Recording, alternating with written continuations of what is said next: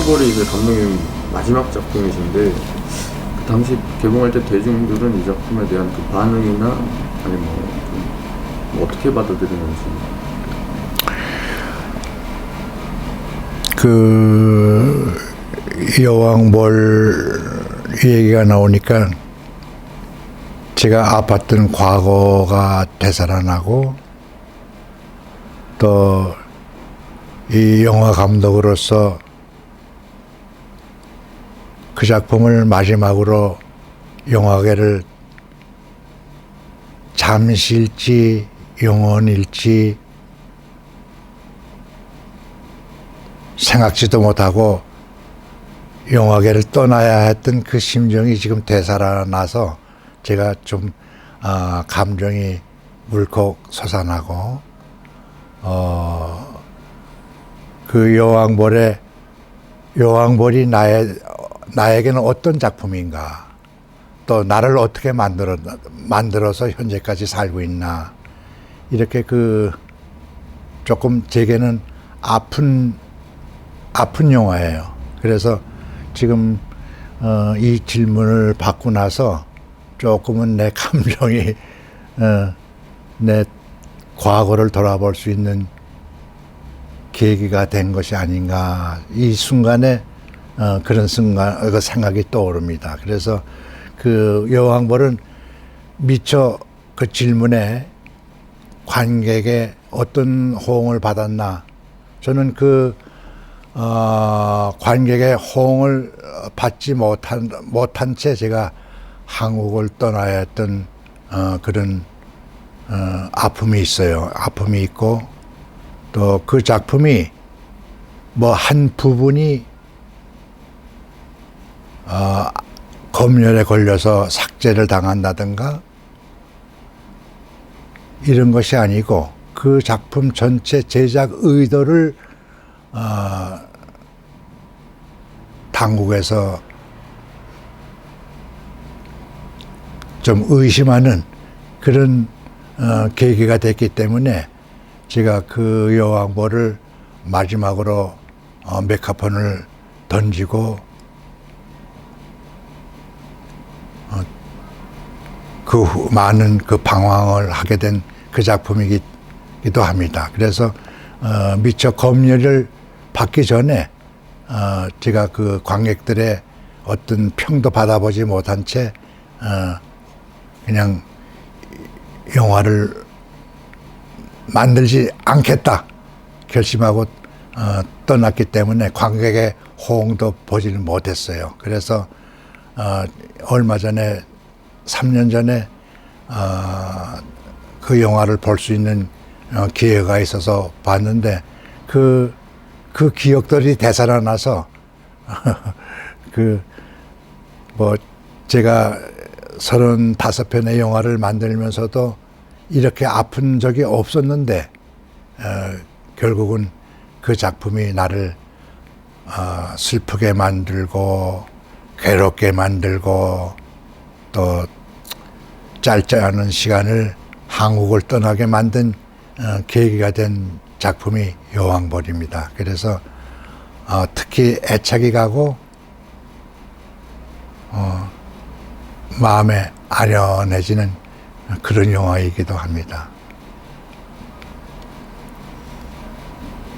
두 번째 질문으로 넘어가자면 그 당시 어떻게 보면 검열에 잘려서 많은 부분이 이제 훼손됐다고 볼 수 있지 않습니까? 이제 감독님이 표현하고자 했던 그 메시지가 이제 감독님 생각은 어떠셨는지.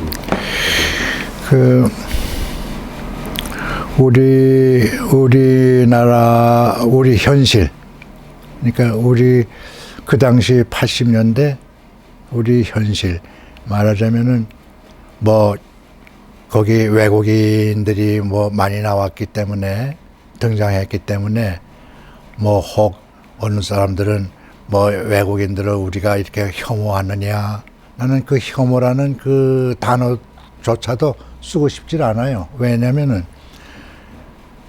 그 외국인에 대한 그 생각은 전혀 내가 그 생각을 하고 영화를 만든 것이 아니고 우리의 아픔, 우리가 처하고 있는 현실, 또 전쟁 끝나고 나서 우리가 산업화를 접어들면서 지금 우리가 겪고 있는 그 현실을 담고자 했지, 어떤 외국인이라든가 또 무슨 어떤 이데올로기나 이념 가지고 그 영화가 만들어진 것이 아닌데, 그 영화 자체를 어느 한 부분을 뭐 외설적이다, 그래서 그 한 카트 두 카트 드러내는 것이 문제가 아니고, 그 제작 의도를 당국에서 의심을 하고 검열을 했기 때문에, 거기에 이제 나는 나 나름대로 만든 사람들이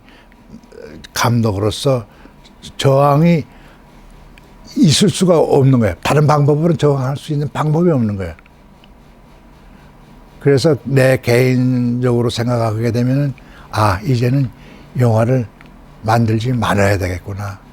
이 땅에서 연출자가 어떤 작품을 만드는데, 우리가 이 시대에 살면서 영화지만은 그 시대를 증명할 수 있는 역사적인 어떤 그 자료를 남겨놔야 되겠는데, 그 자료를 만든다 해서 검열에 문제가 생기고 한다 그러면 내가 무엇을, 그러니까 그 욕망과 그거를 좌절을 시키니까 더 만들 수가 없었던 거예요. 그래서 그 작품이 마지막이 되지 않았나, 그렇게 생각이 됩니다.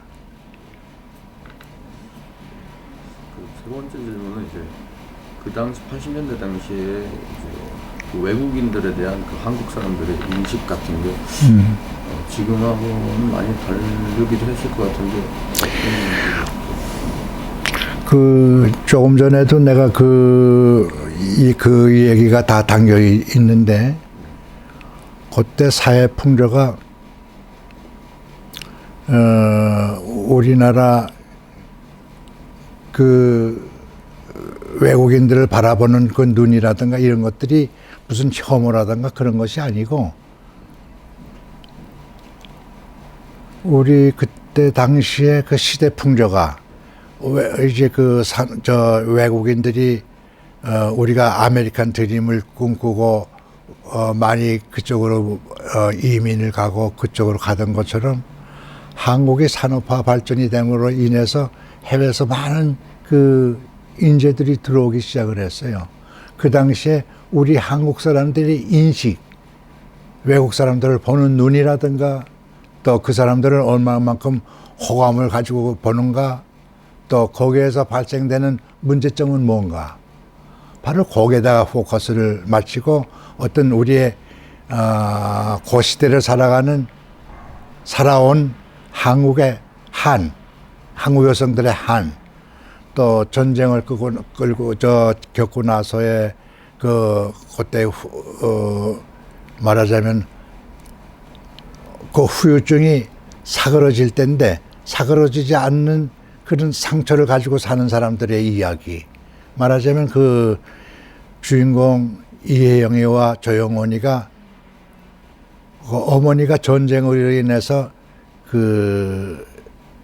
말하자면 모든 걸, 여성을 잃었을 때 그 목격한 어린 아이들의 그 딸들의 그 심정, 그 한을 그리고 싶었어요. 그래서 그 표현을 했는데, 결국은 그런 것들은 다 무시해버리고 한마디로 말하자면 반미로 이걸 영화를 몰아붙여서, 그러니까 내가 반미의 이 영화다, 이런 거를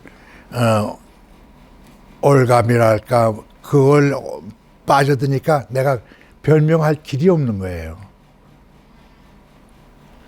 그래서 이제 내 뜻하고는 다르게 그 영화를 끝나자마자 검열도 마치지 못한 그 사이에 저에게 그 외압들이 많이 들어왔어요. 다시는 감독을 할 수가 없을 정도로 조금 괴로움을 받았기 때문에, 그때 이제 소설가가 피를 놓듯이 저도 메카포를 던지고 호련히 영화계를 떠났던 그런 아픔이 있습니다. 번째 질문은 이태원을 중심으로 이제 만드셨는데 그 배경을 그 이후로 이제 지금은 이태원이 많이 변했잖아요. 근데 그 당시에 이태원 촬영은 뭐 이렇게 좀 불편하거나 힘든 점이 없으셨나요? 그 당시에 뭐 촬영하는데 그 방해라든가 또 뭐 이런 거 받은 거는 전혀 없고 자유스럽게 뭐 심지어는 그 영화를 보셨는지는 모르겠지만은 그 관을 가지고 그 나이트클럽에 문을 부시고 관을 들고 들어오는 장면이 있는데 뭐 이런 장면도 전부 다 그 업주들한테 설명하고 이런 뜻이다 하니까 뭐 회의들 다 승낙해가지고 촬영하는 데는 별 문제 없이 촬영을 다 마쳤어요. 촬영을 마쳤는데 역시 그 영화가 완성돼서 검열을 신청했을 때 그 당시의 분위기 또 그 당시 위정자들이 이 작품에 대해서 내리는 평가 이런 것들이 엄청났어요. 조금 전에도 얘기했지만 이것이 뭐 일부분을 요 카트는 뭐 선정지게니까 커팅해라 이런 것이 아니고 작품 전체를 놓고 이것은 한쪽으로 몰아붙이는 거예요. 그래서 그런 장애만 없었으면은 조금 더 평가라기보다는 관객들한테 조금 더 이 평가를 받는 걸 내가 현장에서 볼 수가 있었는데 그것이 조금 나한테 주어지는 것이 크게 느껴졌기 때문에 내가 보지 못하고 한국을 떠났던 것입니다. 다섯 번째 질문은 외국인 배우들이 몇몇 이제 나오는데 그 외국인 배우에 대한 섭외는 그 당시 어떻게 그 당시 주한미군도 있었고 아니면 뭐 원어민 선생님 같은 경우도 많았을 때도 그런 사람들을 캐스팅하셨던 그 이제 제가 뭐 의도하는 거는 아니지만은 이 주한미군으로 나와 있는 그 외국인은 절대 한 명도 쓰지 말아야 되겠다는 것이 제 그때 당시에 그 신념이었었어요. 왜냐? 혹시 미군이 썼다 하게 되면 미군에 대한 감정 한쪽으로 몰고 가기 때문에 염려스러워서 그것마저도 제가 미군이라는 그쪽은 한 카트도 답질 않았어요. 그리고 이제 그 당시에 그 외국인 연기해 주신 분들은 전부 다 이 단기 비자를 가지고 들어온 외국인이라든가 아니면은 또 영어를 가르치기 위해서 영어를 보급하기 위해서 오신 선생님이라든가 이런 분들을 섭외해서 전부 다 출연을 시켰습니다. 여섯 번째 하는 거는 그 당시 이제 감독님이 그 영화를 만드실 때 정부안 정부 때 3S 정책으로 인해서 이제 영화계도 많이 바뀌었었지 않습니까? 장르적인 문제라든가 그런 부분에서 에로티시즘 붐이 있었는데 그런 좀 성적인 부분 이런 신들에 있어서 문제는 별로 없으셨는지 그리고 또 한국 배우와 외국인 배우가 그런 씬을 찍는데 그럼 서로의 그런 불편함은 없었는지. 내가 지금 그 당시에도 생각을 했지만은 제가 그 연기자들한테 고맙다고 생각하는 것이 그 언니로 나오는 이혜영 씨 또 동생을 하는 조용원이 참 제가 그때 굉장히 고맙고 또 감사하고 또 연기를 하게 되면은 모든 것을 초월해서 무슨 내가 벗고 뭐 배트씬을 찍는다 이런 거는 초월한 그런 두 사람의 연기자를 만난 것이 나에게는 큰 행운이고 복이었었어요. 왜냐하면은 그 이혜영 씨나 지금도 그 이혜영 씨는 연기를 계속 하고 있지만은 한 가지 아쉬운 것은 연기력도 대단했고 또 열의도 그렇고 미모나 이런 것들이 아주 특출했던 그 조영원 씨가 어딘가 지금은 나타나지 않고 계속 연기를 안 하는 게 굉장히 큰 손실이고 지금도 안타깝고 아까운 연기자가 아닌가. 그 두 사람의 열연은 그 당시에는 뭐 대단했어요. 그 작품에 대해서. 그래서 그 지금도 그런 연기자가 물론 많이 있겠지만은 그 당시에 그 두 사람의 그 열의는 지금 못지않게끔 대단했다. 좋은 연기자다.